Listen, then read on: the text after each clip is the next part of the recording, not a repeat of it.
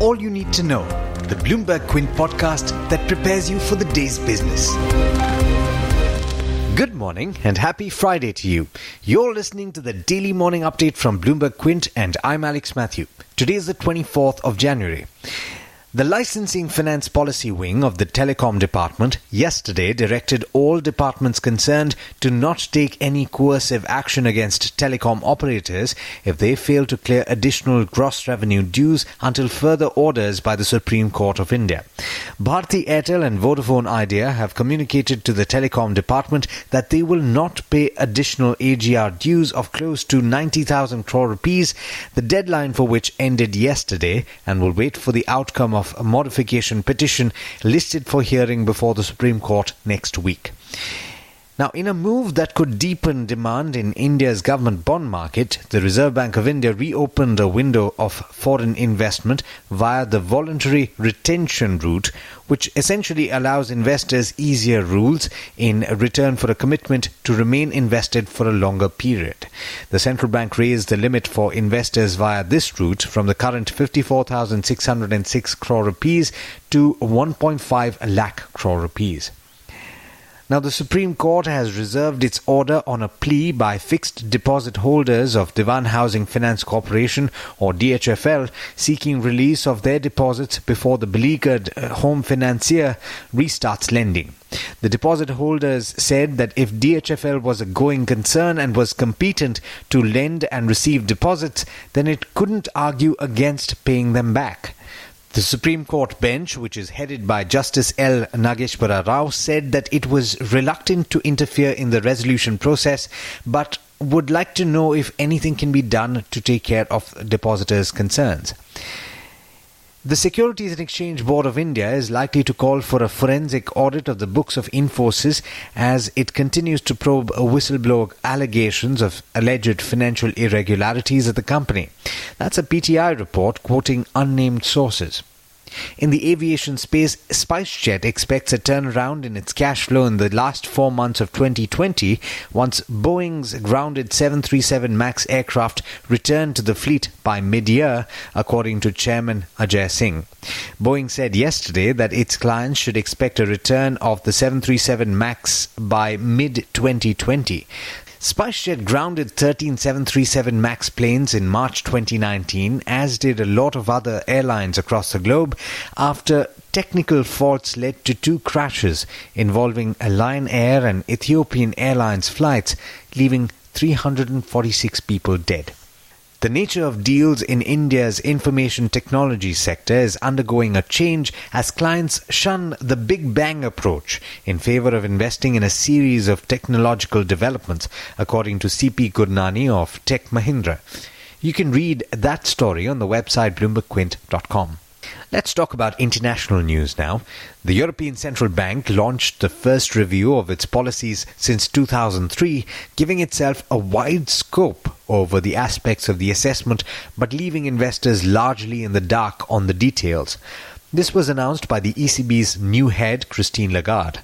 The central bank is seeking to explain why years of monetary stimulus, including measures such as negative interest rates and bond purchases, has still left inflation short of the goal of below but close to 2%.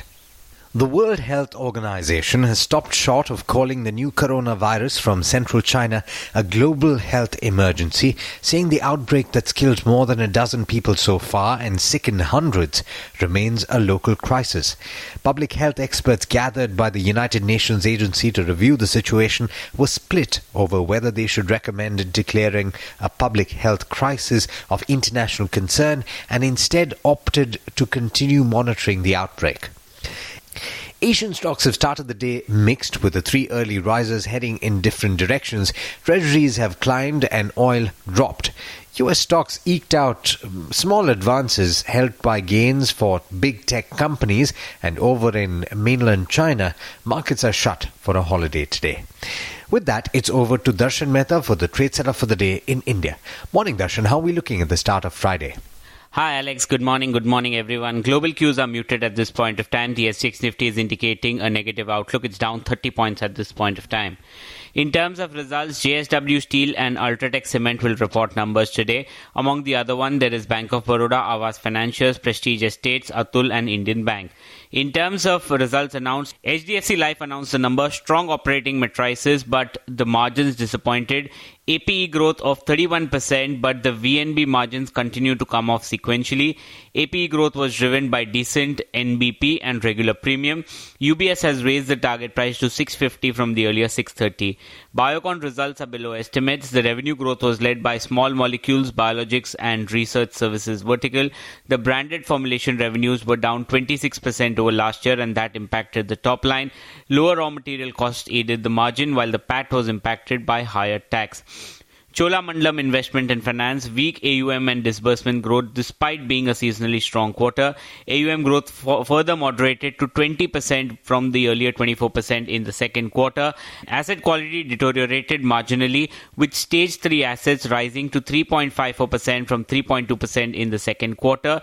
They've toned down the branch expansion plans to 1,100 branches from the earlier guided 1,200. Zensar Tech, weak set of numbers with revenues down 5% and net profit down 50% QOQ. EBIT is down 75% and margins at 2.8% versus 10.4%. Furlough, volume discount and retail client ramp downs impacted the financials. The furlough and volume discount impacted margins by almost 350 basis points, and they have seen a decline in all geographies on a QOQ basis. CDSL revenues up 17%, profit down 26%. There was a one-time charge for non-recurring previous year's anticipated statutory liability. Among the stocks to watch, Infosys will be in focus. Bloomberg and the Mint report that SEBI may probe whistleblower allegations against the company. Vodafone Idea and Bharti Airtel will be in focus. The Department of Telecommunication has directed officials not to take action against the telecom companies on AGR non-payment. KEI Industries has approved the QIP at a price of 518.14, which is a 1% discount, and the company is looking to raise 400 crores with a green shoe option of another 100 crores. Olectra Greentech has received letter of award for deployment of 555 electric buses from 8 city and state transportation authorities.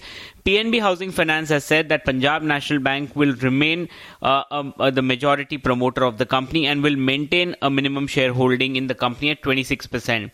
Finally, Credit Suisse has acquired 22.9 lakh shares in Indiabulls Housing Finance as per the bulk deals yesterday. In terms of brokerages, Nomura has raised Nippon AMC Life's target to 350 from the earlier 325. Bank of America Merrill Lynch has cut PNB's target to 484 from the earlier 560. Credit Suisse has cut PNB Housing's target to 520 from the earlier 770. Post a weak set of numbers that came in during market hours yesterday. And finally, IIFL says that Shree Cement is one of their top sells for calendar year 20. The target price is 13,800, which means a potential downside of 40%. And they also say Varun Beverages is one of their top mid-cap picks for calendar year 20. The target price is 915, which means a potential upside of 15%. But there's much more you need to know before trade actually starts. For that, log on to our website bloombergquint.com and click on the All You Need to Know tab, and you'll be prepared for morning trade. Thanks, Darshan. And that's all we have for you in this podcast, but there's a lot more on the website bloombergquint.com, just like Darshan says, so don't forget to check it out. This is Alex Matthews signing off. Have a great day and an even better weekend. I hope you enjoyed listening to All You Need to Know. Did you know that you can listen to the show on the IVM Podcast app? On the IVM Podcast app, along with this, we have a number of other shows which you think you'll enjoy. Listen to Cyrus Says with Cyrus Brocha as the host. Listen to Paisa Vaisa with Anupam Gupta. The Scene and the Unseen with Amit Verma. Or Shunya One hosted by Shiladitya Mukhopadhyay and myself. Check out the IVM Podcast app to get more talk content that you will enjoy.